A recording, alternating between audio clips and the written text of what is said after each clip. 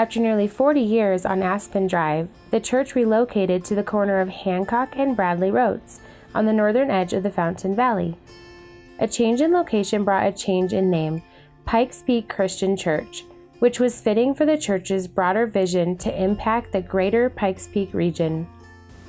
3 years later, the church experienced another major change as Darren Rondy took the baton of leadership from Brian Myers. Darren was excited about the potential of the church, particularly the opportunity the church had to impact families in the congregation and in the community.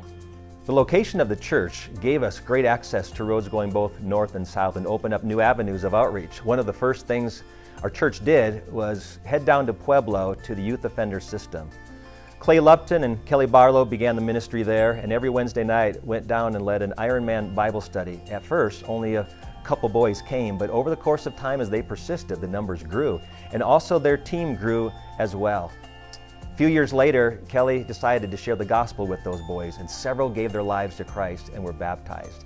The ministries continued that way over the last several years under new leadership with George Pernia and his team. And even this year, again, we saw 15 young people baptized as they surrendered their lives to Christ. Another way the church impacted the surrounding communities was through church planting. Rocky Mountain Christian Mission had planted this church in Security in 1956, and now the church had the opportunity to pay it forward and help launch the Discovery Church in the Springs and the Oasis Church in Pueblo West. It was reminiscent of the Lord's call for his disciples to take the gospel beyond their local city, which was Jerusalem, and to reach the neighboring regions, which for them was Judea and Samaria. But Jesus' mission took them even further to the ends of the earth, which is where the church knew it had to go. Julie and I have been part of the missions team since the early 2000s, and one of the changes we made during that time was to help our people experience missions and not just support missions. So we started going on mission trips to see our people on the field and to see and fall in love with the people that they were serving. Darren and I have always had a heart for missions, and at Pikes Peak Christian Church, we've had the privilege of going on many short-term mission trips. On one trip that I took to Tanzania, a young girl in our high school group who was only 16 wanted to go with me, and I thought, there's no way I'm taking such a young girl with me. But the Lord prompted my heart to take her, and I'm so glad I did, because she is now serving in lifelong missions. We're excited when people from our church get excited about short-term mission trips and want to go see what the Lord is doing around the world. In July of 2006, the church celebrated its 50th anniversary and 5 decades of ministry. Former pastors and Timothys of the church returned to preach that month, which then culminated in a big celebration on the church's lawn with the Flying W Ranch Wranglers. I've often heard it said that what got you to where you are won't take you where you need to go. And I thought as a leadership team we would be an exception to that. But over the course of time we realized that in order to go to the new directions where God was leading, we would need some new leaders.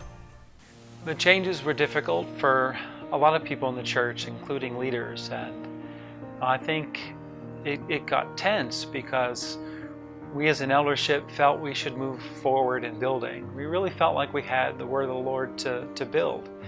And the economy and other reasons, people didn't feel like we should. But of course, it always goes back to what has God told you to do. As we moved forward in the campaign in the fall of 2009, several of our staff, for different reasons, moved on. And as many as 200 people left the church. And you could have looked at that and said, this isn't the right time to move forward. But we really felt like God had spoken to us clearly that we should build. And so we pushed forward. We were united as an eldership in feeling that God had spoken to us and we should build. This was a very painful time for myself and for many of us. And we wondered whether we should pause the building program and just kind of heal from the wounds. I talked to a mentor of mine, a man who's been in ministry for many decades, and he shared with me that we needed something to rally around, that our church needed something to unite that was very positive, and what better thing than our building project. As I reflected on that, God put in my mind this picture of a canoe on a lake. A canoe on a lake is very unstable when it's still, but when it cuts through the water actually stabilizes the canoe and it gains strength. And God was telling me to keep the church moving forward, Dig your oars deep. Keep moving forward, because in the movement forward, the church will become strong again. With those staff leaving, several staff had to step up into key leadership roles at that time. And they really brought stability to the congregation and helped us look forward as a church and really understand why we were bringing the change we were bringing. And the goal was always to have an impact on our community and to see, to really have a space for our children. As our congregation grew, we didn't have the room anymore to really care for the children of our congregation the way we wanted to, and we knew unless we build a new worship center, we couldn't care for the children of our community in the way we wanted to. That following summer, we broke ground on the south side of the campus, and really the congregation could see the vision. The mission of the church evolved to a very simple yet memorable statement: helping more people more often say yes to God. This captured the positive response to God's invitation and the continuing need for us to hear His voice and follow. Before the congregation moved into the new worship center, God gave us a glimpse of what could happen when people say yes to Him. One of our last services in the old worship building is one of the most memorable to me.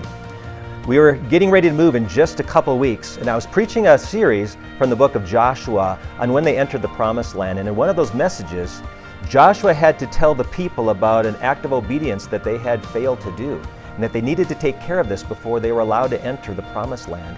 And on that day, I challenged our church, many who'd never taken that first step of obedience and been baptized, and said, maybe today's the day that you need to say yes to God and surrender in Christian baptism. I had expected, maybe 10 or 12 people would come forward that day, but God just blew us away. We not only had that many, we had 67 people from Saturday night service all through Sunday morning service. I mean, the water was moving all weekend long as people said yes to God, and I'll never ever forget that, because God was giving us a glimpse of the greater things He had in store for this church. This was just a foretaste of what was to come in the years to follow. There would be other days like this in the future. People were coming from all walks of life and saying yes to God in many ways of obedience. This also created challenges because the needs of the congregation were diverse. In the next chapter, we'll see how the new worship center became a symbol of the new approaches to ministry that the church would employ to meet people where they were and to move them forward in their relationship with Jesus Christ.